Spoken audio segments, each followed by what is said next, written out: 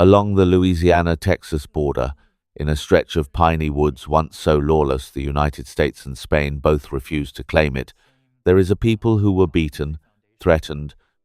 and driven from Union halls in 1913 for one specific reason. They didn't behave the way white men in that region were expected to behave. The word used against them was Redbone, and it wasn't a compliment. It was a demand that a community whose racial identity had never fit neatly into anyone's official categories finally choose a side, and a punishment for the ones who wouldn't. The Redbones trace their formation to the early 1800s, when mixed heritage families from the Carolinas and Georgia, carrying ancestry that was already some combination of European, Native American, and African before they ever left, migrated west into what was then called the Neutral Ground, a stretch of contested territory between Spanish Texas and American Louisiana that neither government fully controlled or policed. That lack of oversight made the region attractive specifically because it offered something increasingly rare elsewhere in the early American South. A place where a family whose ancestry didn't fit the era's hardening racial categories could settle without immediately being forced to prove which single box they belonged in. Historians researching the group have documented common surnames, family migration patterns, and repeated community self-descriptions consistent with a tri-racial origin, European, Native American,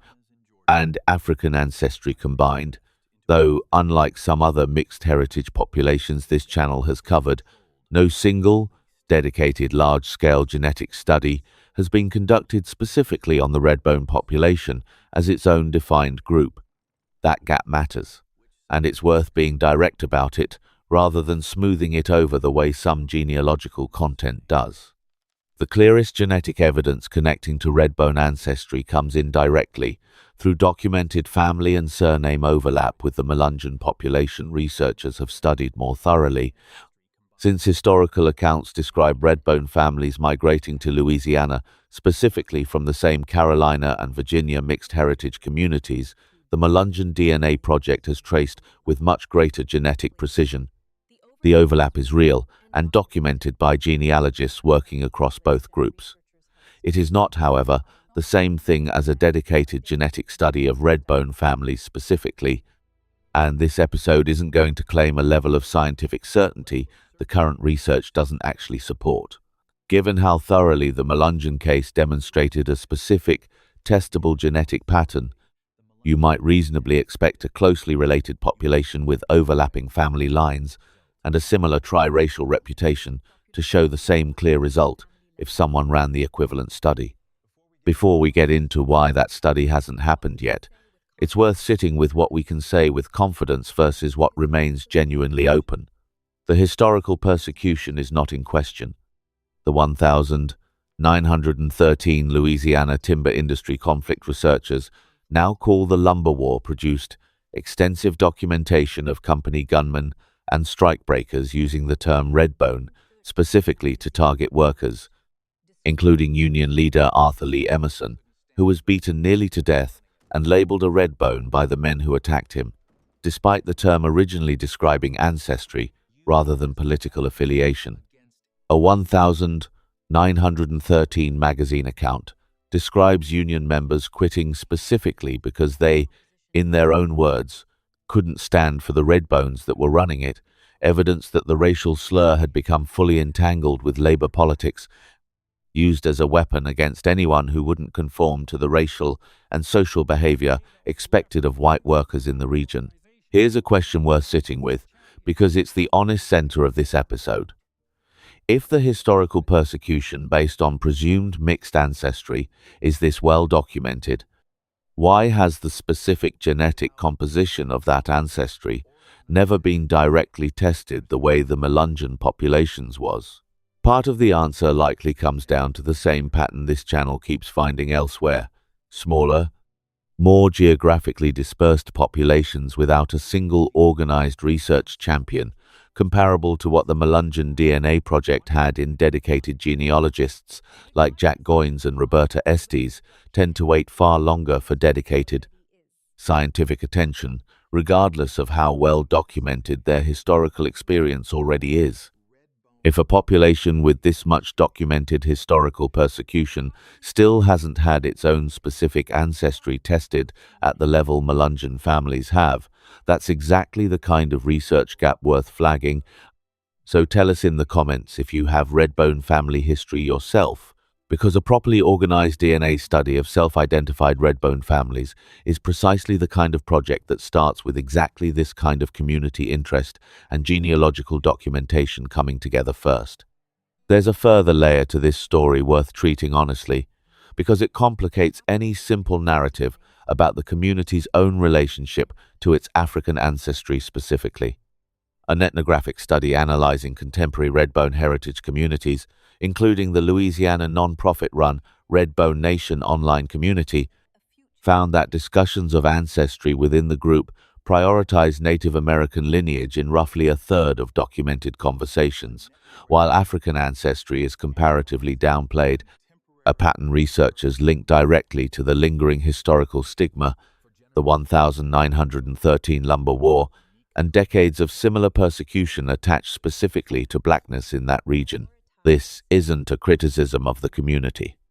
It's a continuation of exactly the same survival logic this channel has now documented in multiple populations, where claiming the least legally and socially dangerous version of a mixed ancestry was, for generations, a matter of practical safety rather than historical accuracy, and where that same protective habit can persist for generations after the original danger has technically passed. The 1913 Lumber War itself deserves more detail than a single incident can capture, because the conflict reveals exactly how racial ambiguity became a political weapon in a labor dispute that, on its surface, had nothing to do with ancestry at all. The Brotherhood of Timber Workers, one of the few labor unions in the early 20th century South, organized across racial lines, including both black and white workers, threatened the profit structure of major lumber companies operating across western Louisiana and eastern Texas, specifically because that cross-racial solidarity undermined the company's ability to use racial division as a tool for suppressing wages. Company-aligned strikebreakers and hired gunmen needed a way to delegitimize union organizers without appearing to attack white workers directly, and branding specific organizers as Redbones,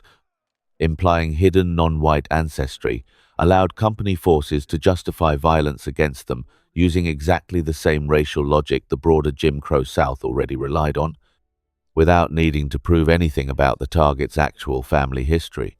Arthur Lee Emerson's beating wasn't an isolated act of local prejudice. It was a calculated tactic, using an ambiguous regional racial category as a weapon specifically because its very ambiguity made it impossible for the accused to definitively disprove. This detail matters for understanding the deeper stakes of the genetic question this episode keeps returning to, because it shows precisely how a population's contested racial status could be activated as a weapon against them at completely unpredictable moments, decades after their original mixed heritage settlement, in a context, industrial labor organizing, that had nothing directly to do with ancestry until someone found it useful to make it relevant. A community whose specific genetic composition has never been formally tested has, historically, still had that same untested ancestry used against its members with real, sometimes violent consequences, a reminder that the absence of scientific certainty never actually protected anyone from the social and political consequences of presumed ancestry in the first place. It's worth spending more time on the neutral ground itself, because the specific legal vacuum that made early Redbone settlement possible deserves more explanation than a brief mention allows. Following the Louisiana Purchase in 1803, the exact boundary between Spanish Texas and American Louisiana remained disputed for over a decade, and in 1806, rather than risk armed conflict over the unresolved line, American and Spanish military commanders negotiated an informal agreement establishing a roughly 32-mile-wide strip of territory where neither government would station troops or exercise formal jurisdiction. The arrangement, intended purely as a temporary military de-escalation measure, ended up functioning for nearly 2 decades as something closer to an accidental sanctuary a stretch of land legally claimed by two nations and effectively governed by neither. Outlaws, fugitives, and escaped enslaved people used the neutral ground for exactly the purpose its name suggests,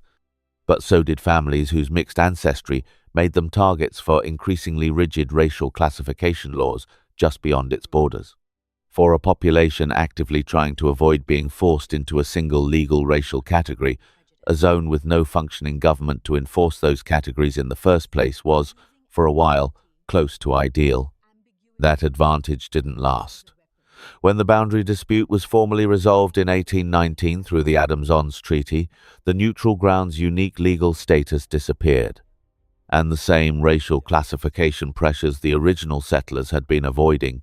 began catching up with their descendants over the following decades, pushing many Redbone families deeper into the piney woods and swamplands of the region, specifically to maintain the kind of geographic isolation the earlier legal ambiguity had provided automatically. This pattern, isolation as a deliberate substitute once legal protection disappeared, connects directly to why Redbone communities remained so geographically concentrated and endogamous well into the 20th century, a defensive strategy this channel has now documented in one form or another across nearly every population built from a similarly contested colonial-era mixture of European, African, and indigenous ancestry. It's worth naming the broader family of related communities this pattern belongs to, because Redbones aren't an isolated case even within this specific gap in the research. Genealogists and historians studying triracial isolate populations across the American South have documented remarkably similar communities under different regional names: Brass Ankles in South Carolina, Melungeons themselves centered in Tennessee, and various other locally named groups scattered across the Carolinas, Virginia, and the Gulf South, all sharing a broadly comparable origin story of early, often free unions between European, African, and Native American individuals in the colonial and early American periods, followed by generations of increasing legal and social pressure to disappear into one single racial category or the other. The Melungeon case became the one exception to receive rigorous scientific testing, specifically because a small number of deeply committed descendant researchers happened to organize the genealogical groundwork and secure the genetic testing partnerships needed to make a formal study possible. Nothing about the other communities makes them scientifically less interesting or less deserving of the same treatment. They simply haven't had their own equivalent of Jack Goins and Roberta Estes yet. A reminder that which populations get scientifically confirmed often depends as much on which descendants happen to organize the research